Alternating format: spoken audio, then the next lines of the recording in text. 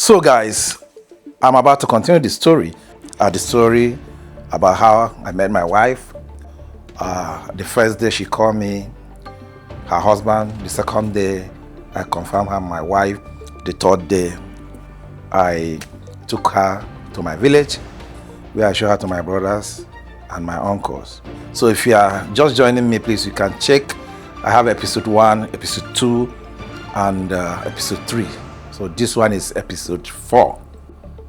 So that you can at least have an idea where the story is coming from. So as I got back to Austria, I started talking with Jenny. Her friend was jealous, which is normal, because she saw how I was communicating with Jenny, how I was also showing love. Jenny was also showing love. We were really attached to each other. We couldn't do without each other. So that continued.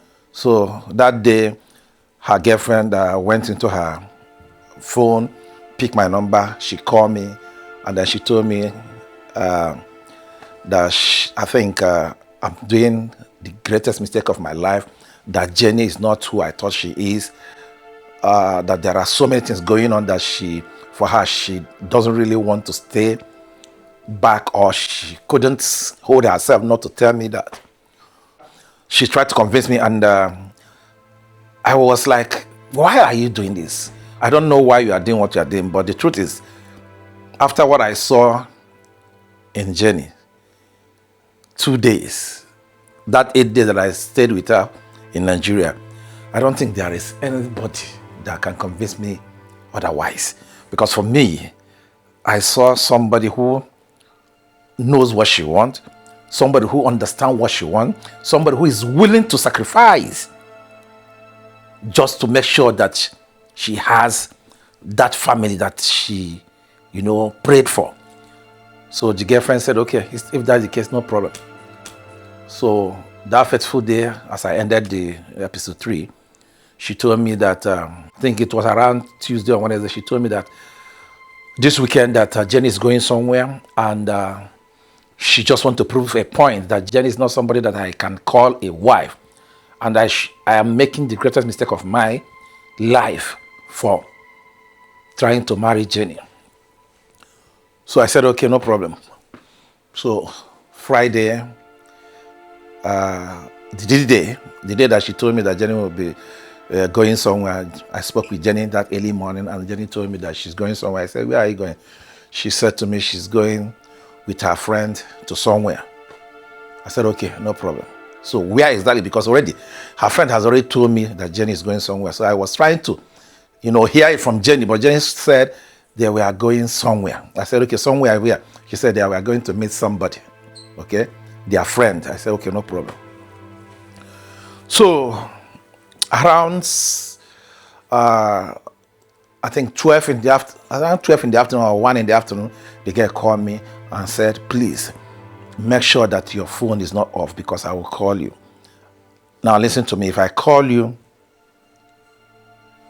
just what I want you to do is ask Jenny where she is. She will lie to me.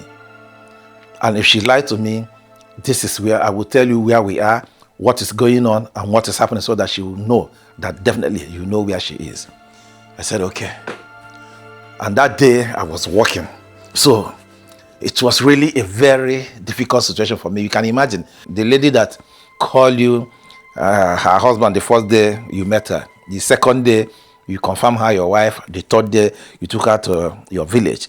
Now, this thing is coming up just because you said you want to marry that person, and just because her friend is seeing the light that is about to shine upon her girlfriend. I don't know why women are doing this. So this story is a story that will, teach a lot of women more, and a lot of men also something very, very important.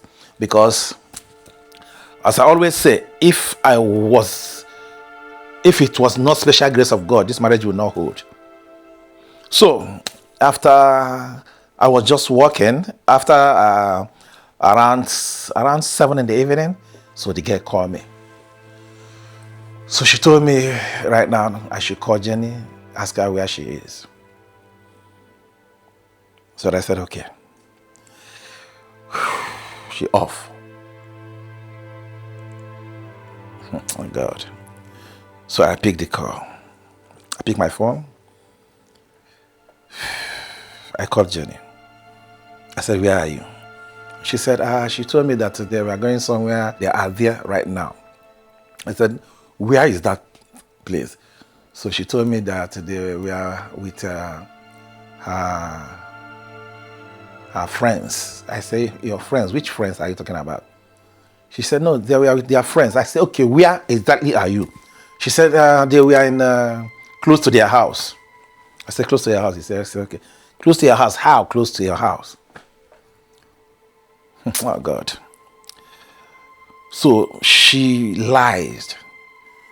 You know, meanwhile, the girl has already told me where they are. So they were in, like if you go to this, what is it called? What is it called? The sit out, where people come and then people are playing music, you know, and people are eating nkobi and the rest, yeah. So they were 4. She, her girlfriend, best friend, the 2 guys that are there. So this is what the guy told me, and this is what I saw, and they were drinking and eating. So when I then I said to her, you said that where exactly are you? Are you with your girlfriends? Because I don't know friends who. She said her girlfriends. I said okay, girlfriends. I said okay. So then I told her, see where you are, see who you are with, see the guys that you are with. This one is wearing this one is wearing this, and this is what you guys are eating right now. She was shocked. She was shocked. So she stood up. She is like, she thought for her, you know, you can imagine when you are telling somebody where that person is right now, what you are doing right now, what you are drinking. I was far away in Austria. And I'm telling her what she was doing, telling her exactly where she was seated, telling her the clothes that she was wearing, the setting, what they were eating, the guys, what this one is wearing, what this one is wearing, and what, and what her girlfriend, you can imagine, even her girlfriend, she told me the clothes that she's wearing. So this is really, I have never seen this kind of thing. So, the moment I told her, this is where you are, this is what you are eating right now in front of you, this is what is there, this is what is there, the guys that you guys are with, the other one is wearing this, the other one is the other one, your girlfriend, I also put it to her best friend is wearing this. So that will also make her not to even suspect her best friend. My wife, Jenny, stood up immediately. She shouted, she took the phone, she started crying that no, that this and that. So she was trying to explain to me that her boyfriend came back, so she asked her to come and escort her to see her boyfriend. I said to her, but you didn't tell me like that. You didn't tell me like that. Anyways, please, no problem. I off my phone. So the moment I off my phone, Jenny was mad. Everywhere was scattered. So because even her girlfriend now called me on my phone, so I was hearing what was going on. She was crying, blah blah. She was crying. She hold her. She was even like holding. People were holding her. She was like mad. She was like her life was gone. You understand? So she was telling her girlfriend, you are the one that did this to me. You are the one that I told you that I'm not coming here. You asked me to come. I told you that my boyfriend would not want me to come to this sitting place. You understand? Now I lied to him that I came out, that I was with my friends. Why? You understand? Now how did he manage to know that I'm here? The girlfriend was even consoling her. So I off my phone. Jenny has to, move. She ran immediately, go back home. When she went home, she was crying. Her brothers are calling me. The mom were calling me. I did not pick. So already, I know Jenny already, because even though that we haven't dated, we haven't known each other, but at that time, we have known at least not been together. At least we have been together for 10 days alone. So, but we have already been in contact on phone, talking for almost 4 months or so that time. So because, and when you are always talking with somebody, your mind, the connection is already there, because you know what that person can do and what that person cannot do. Not that you know everything, but at least you can have a little bit ideas of who that person is. So she was crying badly. So the parents, the mom was calling, the brothers were calling, the sisters were calling. I did not pick. So after I off my phone. So when I off my phone, and then I remember, and then something told me that my wife, something told me that Jenny will call my people. She might call my brother or my sister. And if she does that, and these people will ask her what happened, that this is what happened, that might influence my family to, like ask me not to marry her again. Because if she can lie to me, she's with people, men, you understand? And then she's telling me that she is a girlfriend, and barely that we don't know each other, that will eventually quench the marriage. So what I did was, I called her back. So I told her, please, no matter what happened, don't speak to my family about this. I just want to take 3 days off. I will call you back after 3 days. But please, don't speak with my family. I took my SIM card out, buy another SIM card. Abroad, you can buy SIM card anyhow you want. So, for that 3 days, I was completely mad. Jenny couldn't eat. Even her mom was telling her, are you sure it's not this your girlfriend? My wife said, for where? It's not possible. It's not possible. Her mom was telling her, are you sure this thing did not happen from your girlfriend? She said, no way, it's not her girlfriend. How could her girlfriend do that? Her girlfriend is the one that her boyfriend came back. She's the one that asked her to come and escort her to her. So, and even though she's told her that she doesn't want to go, her girlfriend asked her to lie to me because already she knew I will call. We are talking every time. So, good. So she explained to her mom, there's no way her girlfriend will do that. So my wife, Jenny, was, for that 3 days, she was just inside the house, crying. Because of her, she thought, I'm gone. So I was just thinking about it. So the third day, something came up to my mind. Don't forget that me telling her not to speak to my family is because I want to decide on my own. I don't want anybody to influence my decision. Because I know if she has communicated to my family, they will call me. They will try to, basically she's not from my village. She's from Agukuri. I'm from Nnewi. So it might, make them to feel, no, this is not the right person for me. But from beginning, I knew from beginning that this is my wife. And also I understand that what is going on? What is going on? But also being human, you also have to doubt. Because you feel like, no, this is my wife. But now you have reason to believe that this is not your wife. What happens shows that this is not my wife. So you have a reason already to doubt if she's your wife or not. The thing hung on my neck. So what I did was, that third day, I said to myself, yes, I have said, let's assume that this thing really happened. Then why is this her best friend? Why is her best friend trying to prove a point to me? Why did the best friend now have to tell me that, okay, if you don't want to believe me, I want to prove a point? What is her score on this point? Now and again, that I have said, okay, I will marry Jenny. Jenny is not my wife then. She's not my wife. I just said, okay, I will marry her. Of course, I engaged her already. But I engaged her does not mean that I will marry her. A lot of men who can just say I engage you just to have, knock and then run. So those are the things that are coming to my thought. So, okay, I engage you does not make you my wife. So I said, okay, I engage her. Right? Yes. Then she's not my wife. If assuming now Jenny is my wife and this thing happened, then I have every reason to do whatever I want to do, because the Bible said the only thing that to say I don't do is when the wife commit adultery. And also the wife can also say she don't want to do if the man commit adultery and she feel like no, she doesn't want to do. So those are the only two things that can make a man to say no, I don't want to go ahead with it. So but at this particular time, she's not married to me. Of course, I already engaged her, but that does not mean that I'm married to her. So I said to myself, if good thing want to come to you, anything good that want to come to you, devil must want to fight with you. It is you to lose. And believe me, if you lose it, you will never find it again. I swear to my living God, the worst thing that can happen to any man is when you see your wife, because of one mistake or the other, you will decide because of what you saw at that particular time. You forgot that no matter what is going on in this life, there must be a reason things are happening. At that particular time, I realized that good thing is about to come to my life. But the devil is looking for one way or the other to take it. And I'm not going to allow devil to do that. I said, I'm not going to allow devil to do that. Of course, her best friend has proved me right the way she wants to prove me right. Because for her, she said that my wife to be is not the right person. And her conscience is telling her to tell me no. Because she feel like I'm a good person.